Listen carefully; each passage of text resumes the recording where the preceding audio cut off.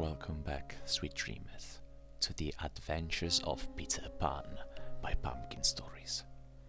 In this series, we will read through the whole book by James Matthew Barrie. Now, relax and get ready to dive back into Neverland. Of course, the Neverlands vary a good deal.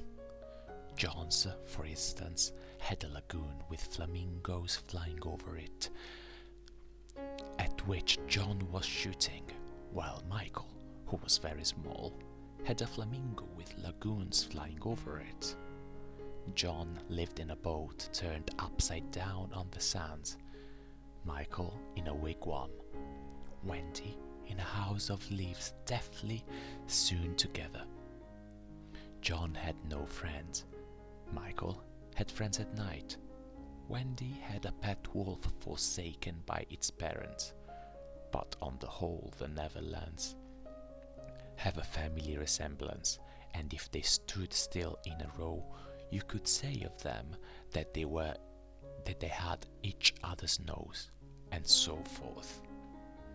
On these magic shores, children at play are forever beaching their coracles. We too have been there. We can still hear the sound of the surf, though we shall learn no more. Of all delectable islands, the Neverlands is the snuggest and most compact. Not large and sprawly, with tedious distances between one adventure and another, but nicely crammed. When you play at it by day, with the chairs and tablecloth, it is not in the least alarming, but in the 2 minutes before you go to sleep, it becomes very real. That is why there are nightlights. Occasionally, in her travels through her children's minds, Mrs. Darling found things she could not understand, and of these, quite the most perplexing was the word Peter. She knew of no Peter, and yet he was here and there in John and Michael's mind, while Wendy's began to be scrawled all over with him.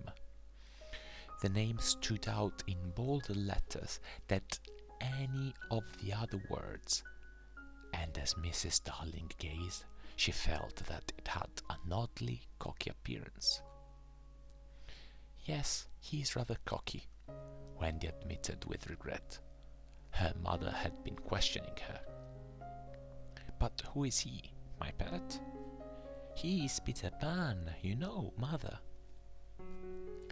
At first, Mrs. Darling did not know, but after thinking back into her childhood, she just remembered a Peter Pan who was said to live with the fairies. There were odd stories about him, as that when children died, he went part of the way with them, so that they should not be frightened. She had believed in him at the time, but now that she was married and full of sense, she quite doubted whether there was any such person. Besides, she said to Wendy, he would be grown up by this time. Oh no, he isn't grown up, Wendy assured her confidently, and he is just my size. She meant that he was her size in both mind and body. She didn't know how she knew, she just knew it. Mrs. Darling consulted Mr. Darling, but he smiled poo-poo. Mark my words, he said, it is some nonsense Nana has been putting into their heads. Just the sort of idea a dog would have. Leave it alone, and it will blow over. But it would not blow over, and soon the troublesome boy, Mrs. Darling, quite shook. Children have the strangest adventures without being troubled by them. For instance, they may remember to mention a week after the event happened that when they were in the wood, they had met their dead father and had a game with him. It was in this casual way that Wendy one morning made a disquieting revelation. Some leaves of a tree had been found on the nursery floor, which certainly were not there when the children went to bed, and Mrs. Darling was puzzling over them when Wendy said with a tolerant smile, "I do believe it is that Peter again." "Whatever do you mean, Wendy?" "It is so naughty to him not to wipe his feet," Wendy said, sighing. She was a tidy child. She explained in quite a matter-of-fact way that she thought Peter sometimes came to the nursery in the night and sat on the foot of her bed and played on his pipes to her. Unfortunately, she never woke, so she didn't know how she knew. She just knew. "What nonsense you talk, Precious. No one can get into the house without knocking." "I think he came by the window," she said. "My love, it is 3 floors up." "Were not the leaves at the foot of the window, Mother?" It was quite true. The leaves had been found very near the window. Mrs. Darling did not know what to think, for it all seemed so natural to Wendy that you could not dismiss it by saying she had been dreaming. "My child," the mother cried, "why did you not tell me of this before?" "I forgot," said Wendy lightly. She was in a hurry to get her breakfast. Oh, surely she must have been dreaming. But, on the other hand, there were the leaves. Mrs. Darling examined them very carefully. They were skeleton leaves, but she was sure they did not come from any tree that grew in England. She crawled about the floor, peering at it with a candle for marks of a strange foot. She rattled the poker up the chimney and tapped the walls, and let down a tape from the window to the pavement, and it was a sheer drop of 30 feet, without so much as a spout to climb up by. Certainly Wendy had been dreaming.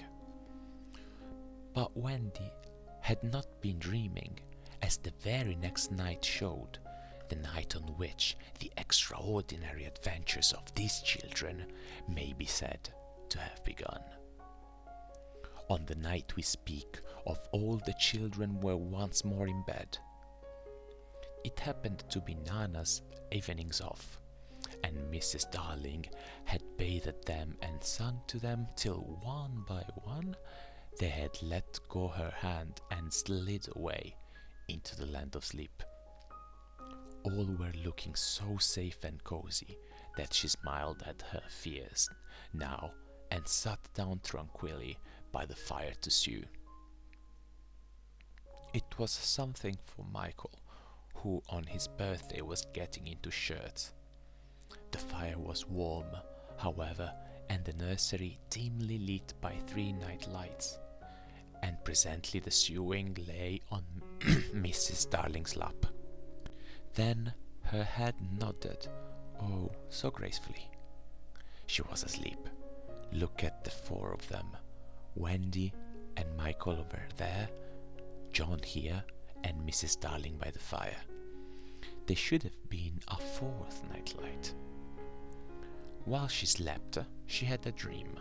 She dreamt that the Neverland had come too near, and that a strange boy had broken through from it. He did not alarm her, for she thought she had seen him before in the faces of many women who had no children. Perhaps he is to be found in the faces of some mothers also.